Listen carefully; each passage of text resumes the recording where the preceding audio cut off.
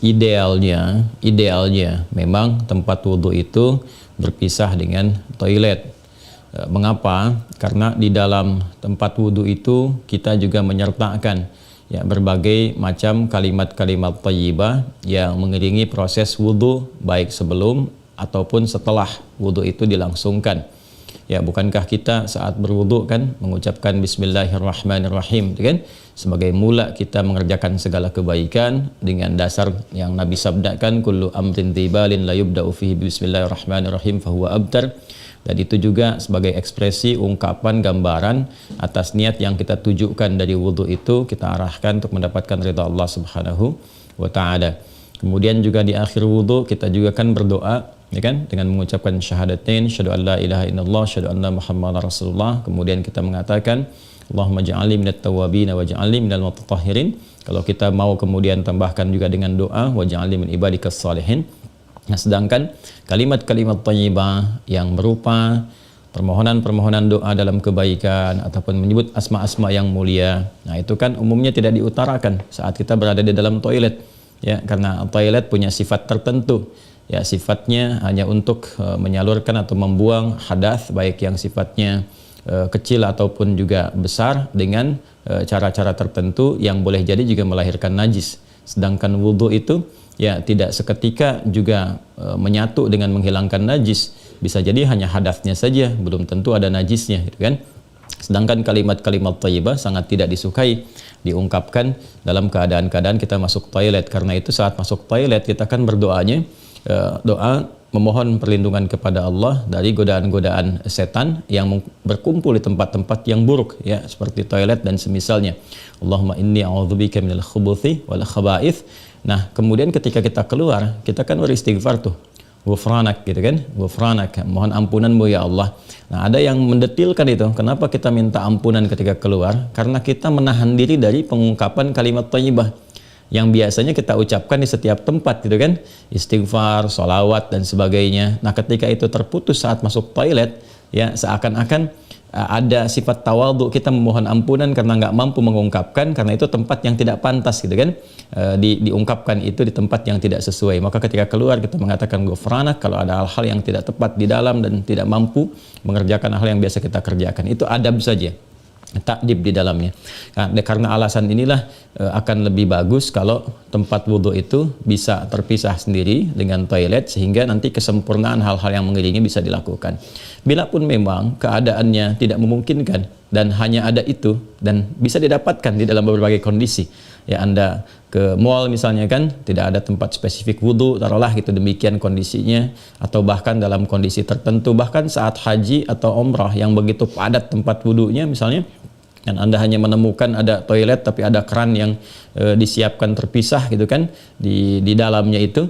Nah, ini kondisi-kondisi demikian masih memungkinkan. Ya, jadi kalau ada kondisinya sifatnya tidak terpisah keadaan tempat wudhunya, maka tidak ada masalah ketika Anda berwudhu dalam keadaan juga menyatu tempatnya dengan toilet, karena kaidah juga mengatakan ad-daruratu tubihul mahdharat. Kondisi-kondisi yang mendesak itu, kondisi-kondisi yang tidak biasa itu membolehkan, bahkan yang terlarang pun asalnya diperkenankan. Nah, ini kan sifatnya tidak terlarang, hanya tidak disukai, gitu kan, makruh sifatnya, nggak ada nas haram di dalamnya, tapi sifatnya tidak disukai. Tidak disukainya itu karena kita tidak bisa mengungkapkan hal-hal baik yang mungkin kita bisa lakukan, ya, saat kita berwudu. Jadi kita berdoa harus keluar dulu setelah selesai wudu, gitu kan, baru kemudian kita bisa berdoa. Ataupun Bismillahirrahmanirrahim hanya kita bisa ungkapkan dalam hati, nggak bisa kita lafadzkan, gitu kan.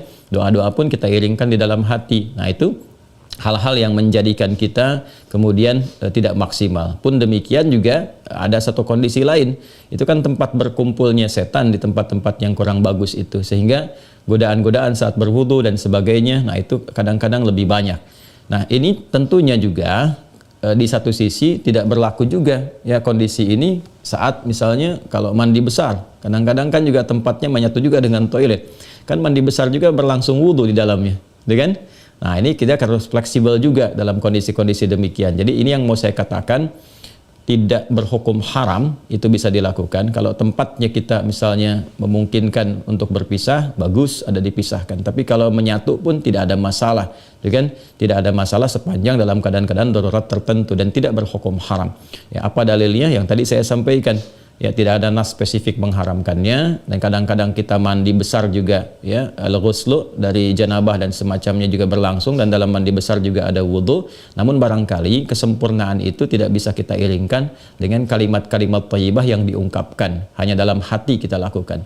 Jadi kalau tidak ada tempat lain dan menjadikan Anda berwudu, misalnya menyatu dengan toilet, di dalamnya ada toilet, maka kalimat-kalimat thayyibah itu cukup dalam hati, tidak perlu diungkapkan di lisan, ya kan? Dan sempurnakan wudu Anda, lalu ketika keluar Anda berdoa sebagai penutup bagian dari wudunya.